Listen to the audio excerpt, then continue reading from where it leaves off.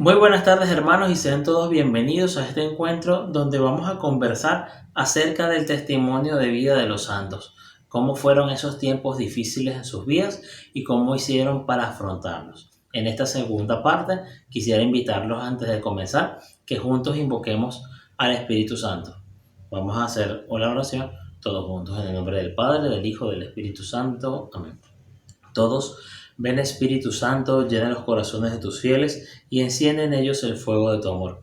Envía, Señor, tu Espíritu para darnos nueva vida y se renovará la faz de la tierra. Oh Dios, que iluminaste los corazones de tus fieles con las luces de tu Espíritu Santo, concédenos saborear las cosas rectas según ese tu Espíritu y gozar para siempre de sus consolaciones. Por Jesucristo nuestro Señor. Amén. María, Madre de la Divina Gracia, ruega por nosotros. San Pablo Apóstol, ruega por nosotros. Nuestra Señora de Begoña, ruega por nosotros. En el nombre del Padre, del Hijo, del Espíritu Santo. Amén. En el día de hoy voy a compartir con ustedes el testimonio de vida de 3 personas que de verdad durante esta investigación me llamaron mucho la atención porque realmente fueron para nosotros un faro que apuntó siempre hasta el cielo, demostrándonos que la santidad es posible.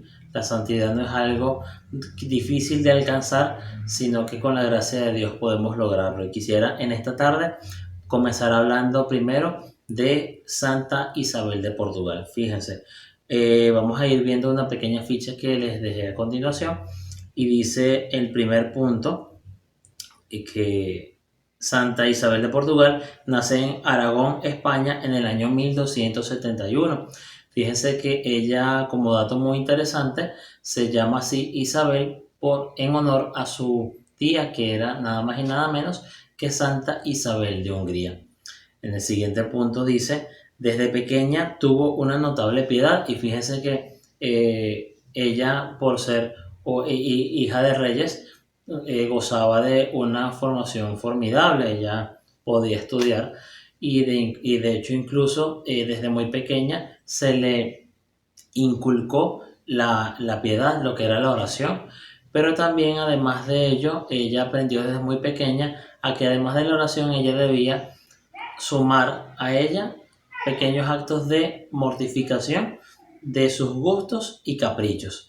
Tanto así que esto, con el tiempo en su vida, le permitió configurar su corazón al amor de Dios y al amor del prójimo. Tanto así que decían pues que por mortificación ella no comía ningún tipo de comida ni merendaba entre las horas de la comida. De manera que esto le ayudaba a mantener siempre su corazón en gracia para Dios.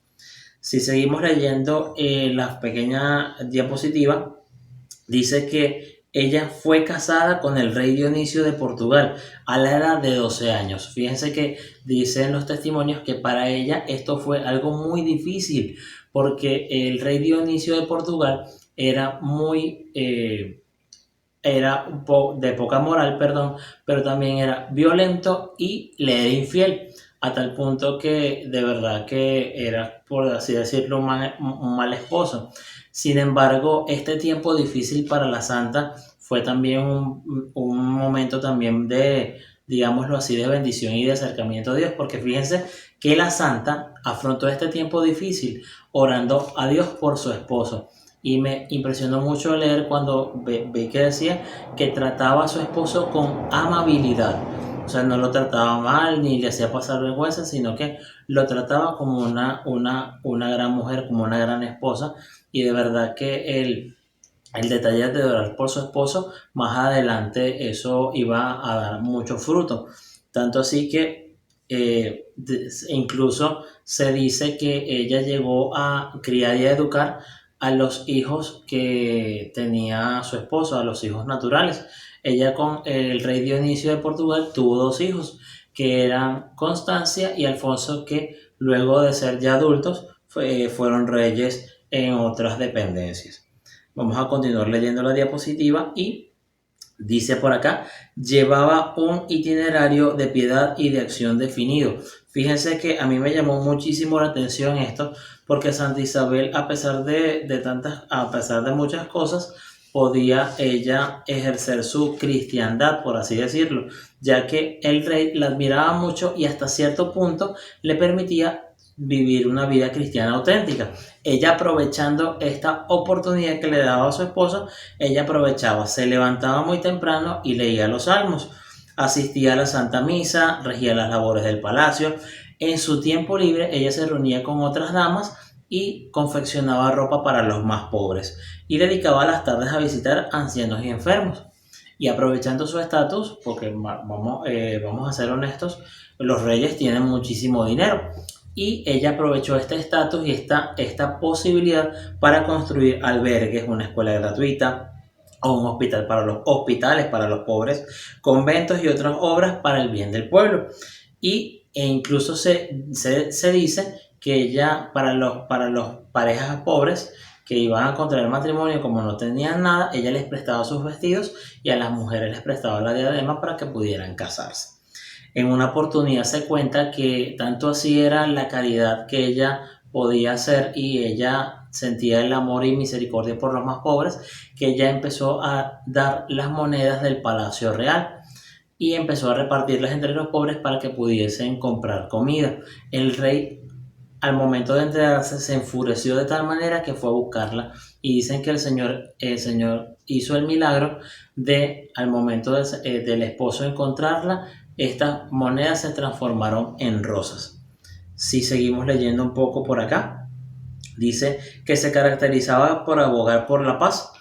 Sin duda alguna, Santa Isabel de Portugal, además de que era una mujer de fe, también era una luchadora de la paz. En un punto de su vida, su hijo Alfonso, que ya era rey, tenía enemistad con su padre, debido a que éste le tenía mucho más cariño a los hijos naturales que a él, y esto ocasionó que en dos oportunidades, o quizás un poco más, él realizara o promoviera guerras civiles, a tal punto que Santa Isabel de Portugal se acercaba a ambos, buscaba la manera de ejercer el diálogo, les pedía a ellos que dialogaran, que dejaran las armas, porque eso traía calamidades y traía daños para los más necesitados. E incluso se dice que ella oraba mucho por esta situación y hacía actos de piedad. De hecho, se vestía de penitencia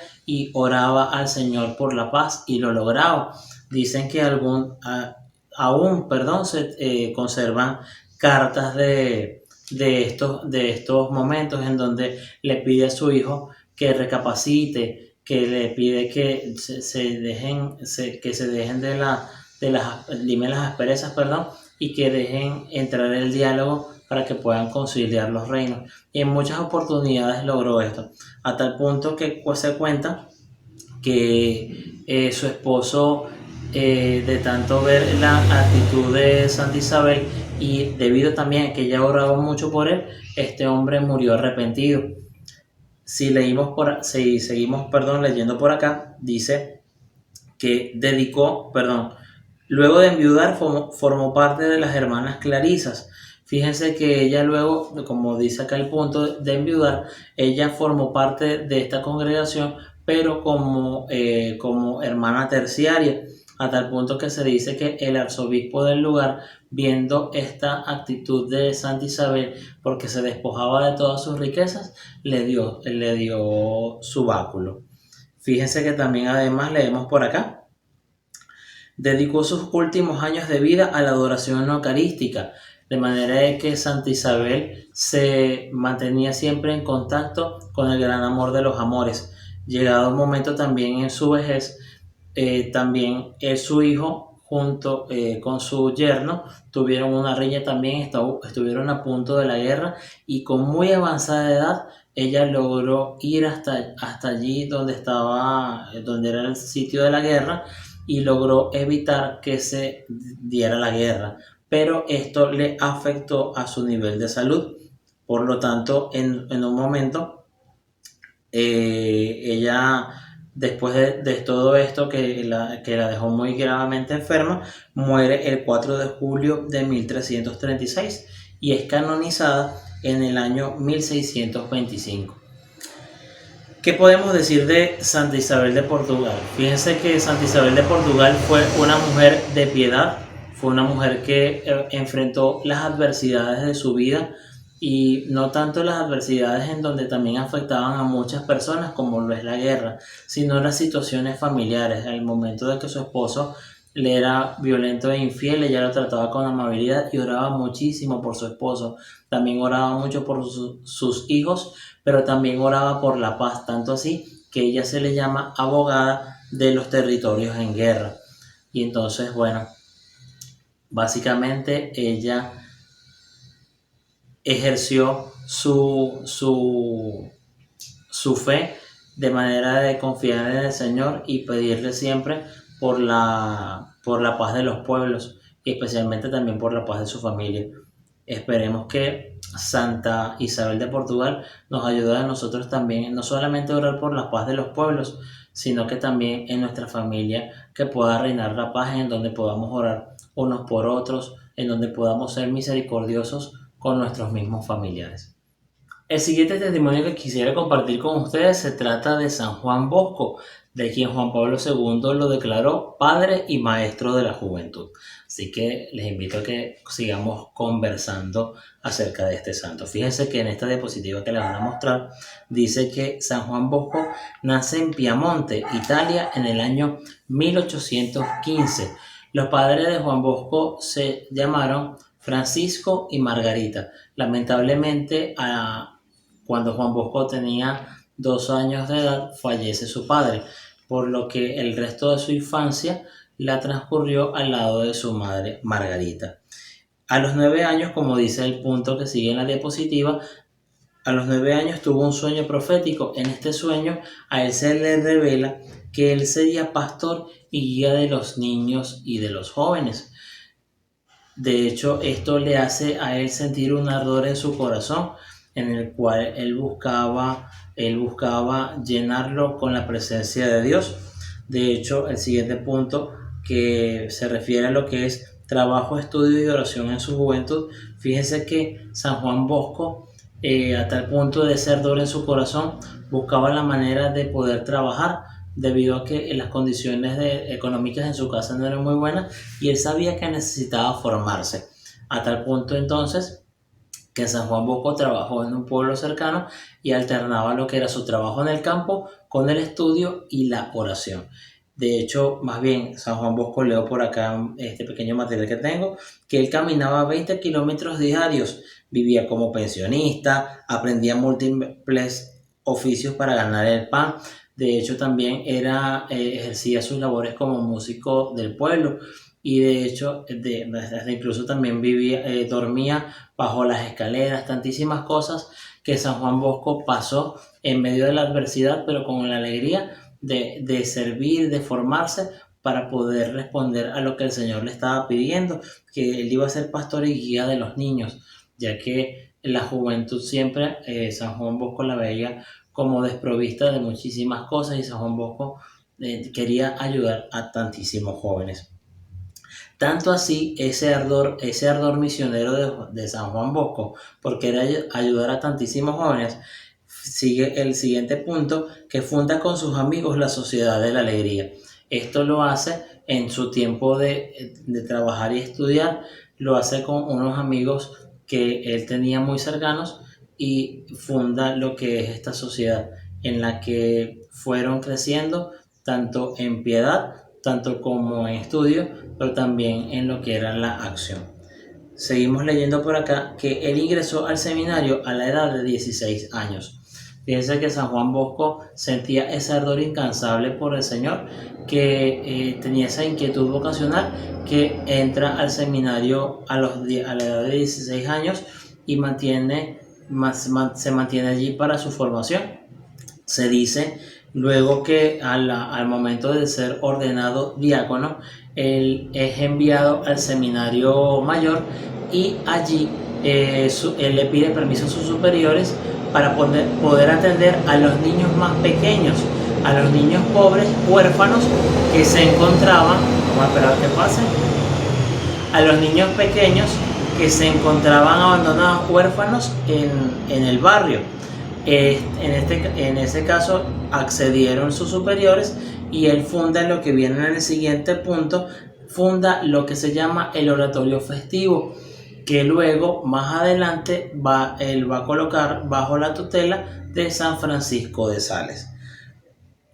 En el siguiente punto vamos a leer por acá, dice que es trabajador incansable de Dios por los jóvenes, y es que San Juan Bosco de verdad definitivamente era un hombre también, además de fe, y un hombre muy piadoso, era un trabajador incansable. De hecho, él funda, bajo la tutela de San Francisco de Sales, funda lo que es la congregación que se llama realmente de sacerdotes de San Francisco de Sales, que fue aprobada en el año 1860. Estos son los sacerdotes que nosotros conocemos como los sacerdotes salesianos.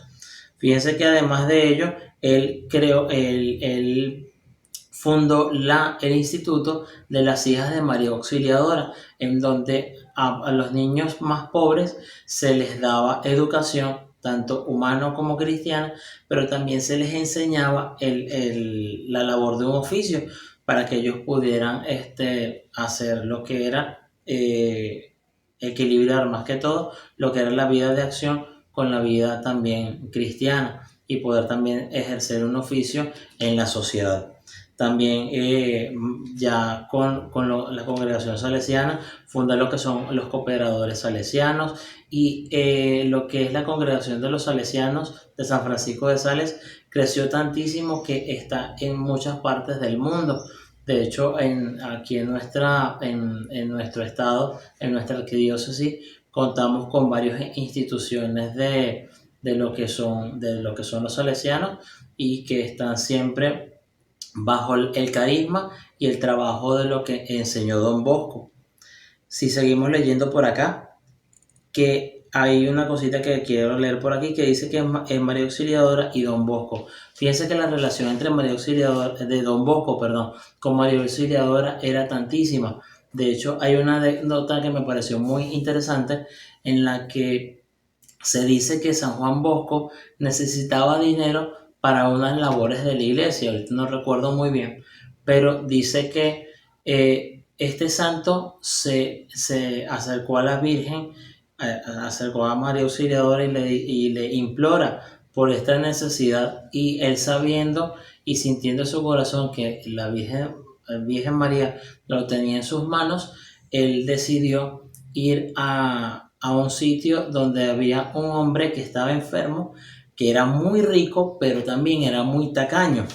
Y resulta que este hombre estaba postrado en la cama y San Juan Bosco llega y dice con mucha alegría: Señor, por favor, póngase de pie y vamos, que usted me va a prestar a mí 300.000 liras, que en ese tiempo eso era mucho dinero.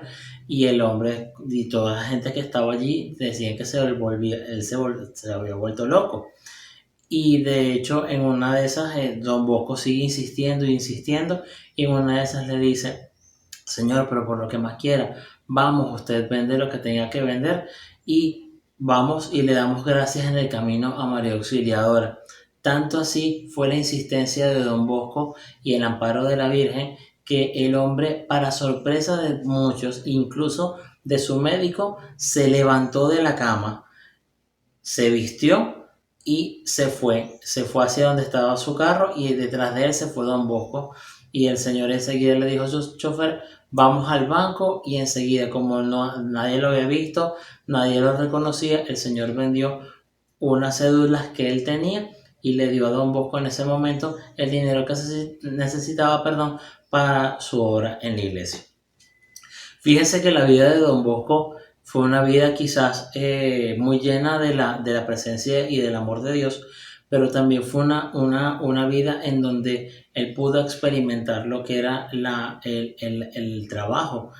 Y cómo enfrentó San Juan Bosco todas estas adversidades, sintiendo a la presencia de Dios cercana, la presencia de Dios que no lo iba a desamparar, la presencia de la Virgen María que no lo iba a defraudar, y él tenía conciencia de que lo que estaba haciendo en realidad era lo que Dios le estaba pidiendo.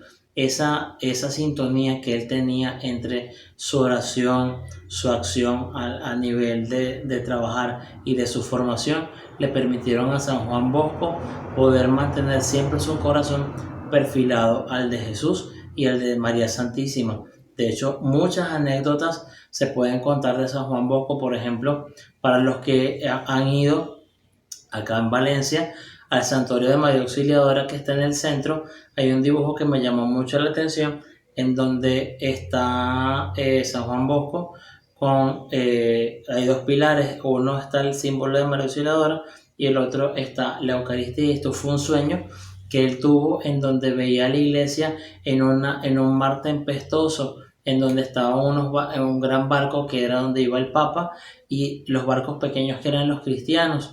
Y entre tanta tempestad, este barco grande y los barcos pequeños se unían a los dos pilares fundamentales de la iglesia, que para San Juan Bosco eran María Auxiliadora y la Eucaristía. Entonces vamos a imitar a San Juan Bosco y vamos a buscar la manera de poder equilibrar en nuestras vidas lo que es nuestra vida de oración. ¿Cómo está nuestra vida de oración? ¿Cómo no está nuestra vida de formación? ¿Será que nosotros nos conformamos con leer cualquier cosa? ¿O por el contrario buscamos la manera de enriquecer nuestra mente con lo que verdaderamente Dios quiere enseñarnos? Y también a nivel de acción, sé que es muy difícil ahorita en estos tiempos de pandemia ejercer una acción concreta de misericordia, pero quizás no lo puedes hacer con muchas personas que están pasando necesidad, pero sí lo puedes hacer en tu casa. Y en la manera de poder equilibrar estas tres cosas, vamos a lograr que Dios llene de gracia y de misericordia las vidas tanto de nosotros como de cada una de las personas que estén cerca. Así que vamos a pedir intercesión a San Juan Bosco para que nos ayude a equilibrar estas tres cosas. Fíjense que tanto Santa Isabel de Portugal como San Juan Bosco tienen en este caso cierta similitud en esto. Los santos buscaban siempre equilibrar estas tres cositas, lo que era la oración, con la vida de formación, de poder estar siempre atento a estar formándose, de estudiar, pero también al actuar misericordioso, no tanto con los más necesitados, sino con aquellos que están más cerca de ellos. El último punto que tenemos en esta diapositiva es sobre la muerte y canonización de San Juan Bosco. San Juan Bosco muere el 31 de enero de 1888 luego de una incansable vida de trabajo para Dios, de una incansable labor para la salvación de tantísimas personas.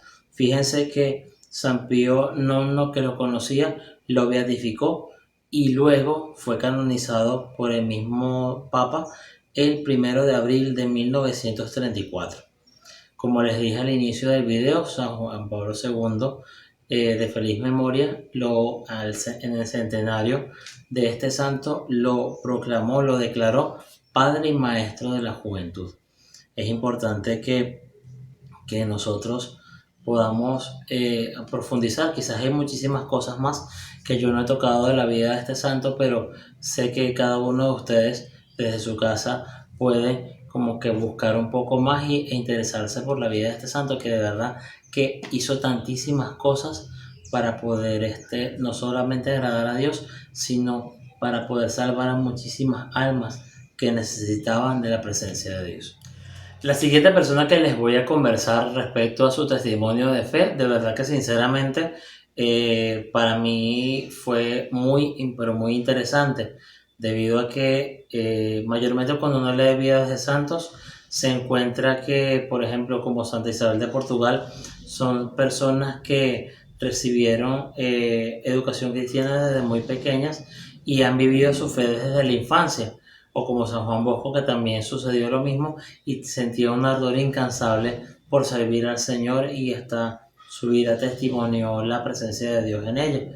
Pero en el caso de esta santa, sinceramente, para mí Dios marcó en ella un antes y un después, y esto porque siento que también Dios la acompañó en cada momento de su vida, a pesar de las dificultades que pudo enfrentar. Me refiero en este caso, y se las presento, a Santa Josefina Bajita. Santa Josefina Bajita es también conocida como la Hermana Universal, Este nombre, si no me equivoco, se lo coloca Juan Pablo II. Vamos a leer un poquito el material que tenemos para ustedes en la diapositiva. Respecto a su nacimiento no quise colocar fecha ni nada porque en realidad hay cierta imprecisión respecto a esto, ya que en realidad no se tiene una exactitud respecto a lo que es el lugar o fecha de nacimiento, como les digo. Se presume que ella nace en el pueblo de Olgoza, en Darfur, y que posiblemente el año 1869 es el año de su nacimiento. Lo que sí se tiene a ciencia cierta y por lo que pude ver fue palabras de la misma santa en su biografía. Ella creció con sus padres y 3 hermanos varones y 2 hermanas. Una de ellas era su hermana gemela. Allí en el pueblo de Olgoza aparecieron las figuras de los negreros. Los negreros, para los que no saben, yo no lo sabía tampoco, son personas que venden a otras para ser esclavos. O sea, trafican esclavos. Entonces, estos negreros llegaron al pueblo de Olgoza y lamentablemente secuestraron a una de sus hermanas. Dice Santa Josefina en su biografía que esto causó mucho impacto en su familia y de verdad que los desbató tanto y lloraron todos, dice la misma santa en su biografía. Pero así como corrió su hermana con esta suerte, también a Santa Josefina le ocurrió lo mismo y leemos el siguiente punto en donde les digo esto. Estando muy pequeña fue secuestrada. No sigo leyendo más para que podamos entender una cosita. Ella fue secuestrada alrededor de los 9 años. Sucedió, palabras más, palabras menos, de la siguiente manera. Ella iba en el camino y se encontraron con unos negreros, su amiga y ella. Los negreros mandaron a seguir a la amiga porque le pidieron a Santa Josefina que fuera a buscar unas frutas en el bosque. Santa Josefina les obedeció y mientras iba, a los dos señores, los dos negreros, se le acercaron, uno la sujetó y el otro sacó un cuchillo, la amenazaron y se la llevaron. Lo cierto está en que Santa Josefina les obedeció, no opuso resistencia y debido al carisma que ellos veían en ella, la llamaron Bajita. Bajita significa afortunada. Quizás para la mentalidad del mundo y como yo también pensé en el momento de leer, no era una vida de fortuna porque justamente después del momento de secuestrarla, a ella la llevaron al mercado de esclavos y la vendieron a tal punto que ella pasó por la mano por decirlo así, por la protección de 5 amos. El cuarto amo que esta santa tuvo fue un amo muy malo, un amo déspota, que de hecho se dice que ella, estando de 13 años, fue que este hombre la compró. Y de verdad que era muy malo con ella porque la tatuaba, le hacía incisiones y para que no se infectaran las heridas, a ella le aplicaban sal en las heridas. Dice la misma santa que ella sentía que con ese amo ella iba a morir, pero lo sentía aún más cuando le colocaban la sal en las heridas para evitar las infecciones. Tantas cosas pasó esta santa con estas personas que luego ella en el año 1882 es comprada por otro amo. Este amo, por el contrario de quizás los otros, pero sí al contrario del cuarto amo, este amo la trataba muy bien. Este amo se llamaba Calixto Leganini y era un italiano. El señor Calixto la trataba, como les dije, muy bien y dice ella en su biografía que ella sentía paz y tranquilidad al lado de este señor, porque de verdad que se sentía que la trataban bien.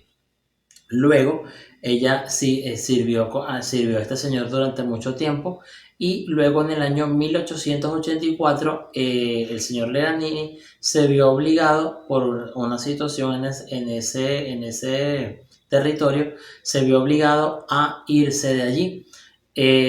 Santa Josefina no quería dejar a su amo y de verdad que no quería quedarse allí porque imagino también que si la dejaban, igualito quedaba a expensas de que la pudiese esclavizar a otra persona y así.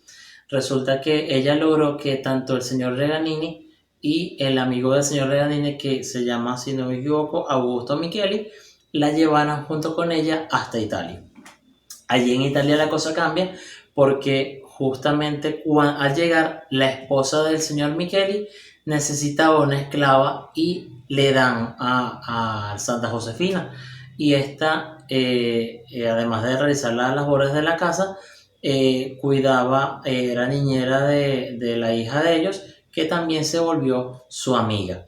Fíjense además que de esta amistad más adelante hablaremos un poquito.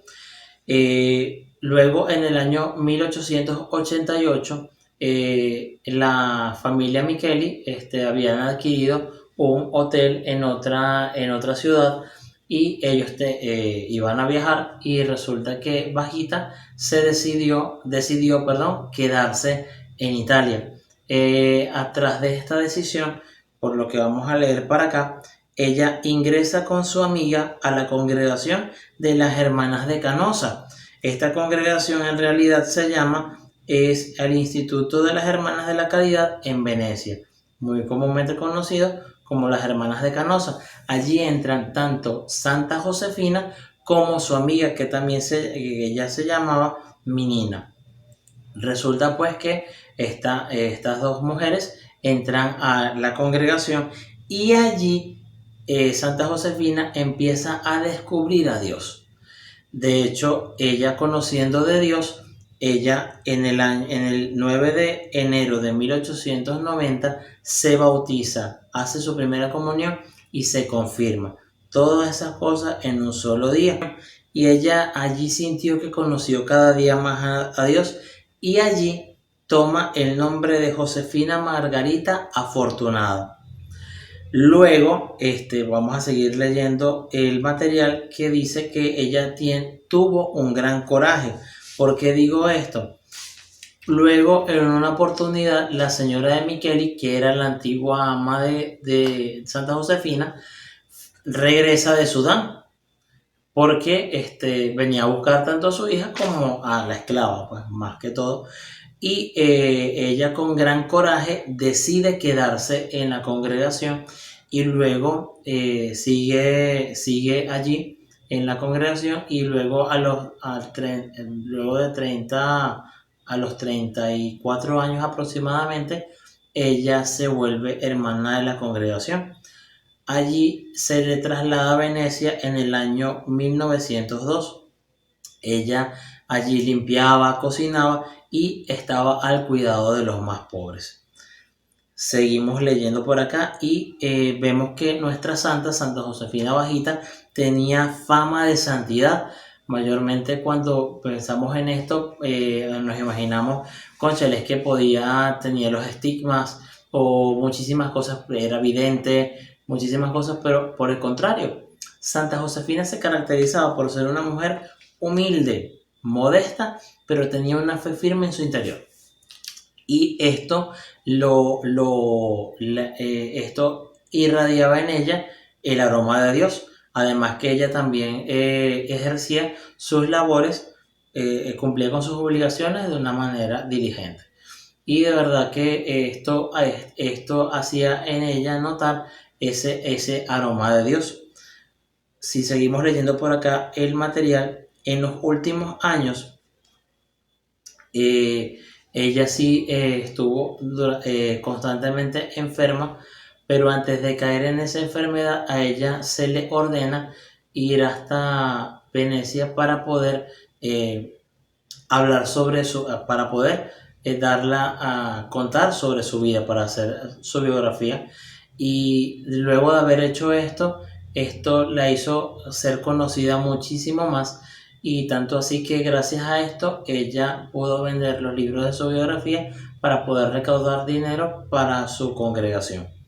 Luego de esto ella cae enferma y queda en silla de ruedas, pero esto no le impide seguir viajando. Pero luego sí, lamentablemente, ella muere el 8 de febrero del año 1947. Tal era la fama de santidad de Santa Josefina que ella fue velada por 3 días. Incluso se dice que ella estando siendo velada, todavía tenía las articulaciones calientes. Y fíjense que luego de esto el pueblo la santificó inmediatamente. Fue beatificada en el año 1992 y canonizada el 1 de octubre del año 2000 por el Papa Juan Pablo II. Fíjense que quisiera compartir una frase que me llamó mucho la atención, que fue un testimonio de la misma santa, que dice lo siguiente. Dice así: si volviese a encontrar a aquellos negreros que me raptaron y torturaron, me arrodillaría para besar sus manos, porque si no hubiese sucedido esto, ahora no sería cristiana ni religiosa. Fíjense que Dios obra de maneras incomprensibles. Como decimos nosotros en criollo, Dios escribe derecho en líneas torcidas. Y de verdad que la vida de esta santa es testimonio para muchos, porque de verdad que a pesar de todas las dificultades y calamidades, ella sintió luego de conocer al Señor que todas estas cosas que le habían pasado era porque el Señor la estaba arrastrando hacia Él, la estaba buscando para Él, la quería para Él, y eso le cautivó a ella el corazón, tanto así que no ostentó nada, sino que por el contrario, es una persona que a pesar de las dificultades pudo afrontar todo esto con la gracia y el amor de Dios. Tremendos testimonios de santidad, ¿verdad que sí? Desde el sábado anterior hasta el día de hoy hemos visto el testimonio de hombres y mujeres que han dicho que sí al Señor a pesar de sus adversidades, dificultades, para poder servirle, para que Dios llene su corazón de gracia y ellos puedan testimoniar con su propia vida la presencia y el amor inefable de Dios. De verdad que lo que te puedo decir es que espero que también, al igual que como a mí, la vida de estos santos te haga cuestionarte sobre la santidad. La santidad no es algo para santurrones ni nada, sino que fíjense que los santos que hemos compartido el día de hoy no eran santurrones, sino que eran personas que tenían los pies sobre la tierra y que Dios les hizo un llamado particular en sus vidas y ellos supieron responder gracias al acompañamiento de nuestro Dios. Y yo te invito hoy a ti a que tú también te pongas en las manos de Dios para que en medio de las cosas pequeñas puedas engrandecer su nombre, que en medio de las cosas pequeñas puedas encontrarle, para que así puedas ir creciendo para la santidad. La santidad no es algo imposible de alcanzar. Tú y yo estamos llamados a ser santos, así como los santos que hemos visto durante estos 2 encuentros. Tú y yo estamos llamados a la santidad. Recuerda que Jesús dijo en el Evangelio: sean santos como su Padre Celestial es santo. Así que nos toca quizás un poco alta la vara, ¿verdad? Pero no es imposible. Así que vamos a ponernos en manos de Dios. Y qué mejor manera también de ponernos en las manos de Dios por la intercesión de su Santísima Madre. Así que yo les voy a invitar para cerrar que podamos hacer un Ave María pidiéndole a la Virgen Santísima que interceda por nosotros ante su Hijo, para que Él nos pueda ir revelando por medio de ella lo que verdaderamente agrada a Dios y lo que es su voluntad, para que siempre podamos hacer lo que conviene y lo que Dios tiene para nosotros. En el nombre del Padre, del Hijo, del Espíritu Santo. Amén. Gracias, Señor, porque nos permites en esta oportunidad, por este medio virtual, compartir esta formación. Te pedimos, Señor, para que por intercesión de estos santos y de tu Santísima Madre, nos ayudes a llenar el corazón de tu gracia, nos ayudes a mantenernos siempre firmes y que cada día podamos acercarnos más a ti. Dios te salve María, llena eres de gracia, el Señor es contigo, bendita tú eres entre todas las mujeres y bendito sea el fruto de tu vientre Jesús. Santa María, Madre de Dios, ruega por nosotros pecadores, ahora y en la hora de nuestra muerte. Amén. Gloria al Padre, al Hijo y al Espíritu Santo, como era en un principio, ahora y siempre, por los siglos de los siglos. Amén. En el nombre del Padre, del Hijo y del Espíritu Santo. Amén. Esto ha sido todo por el día de hoy. Cuídense mucho, que Dios los bendiga y que tengan un día y su vida siempre llenos de colores.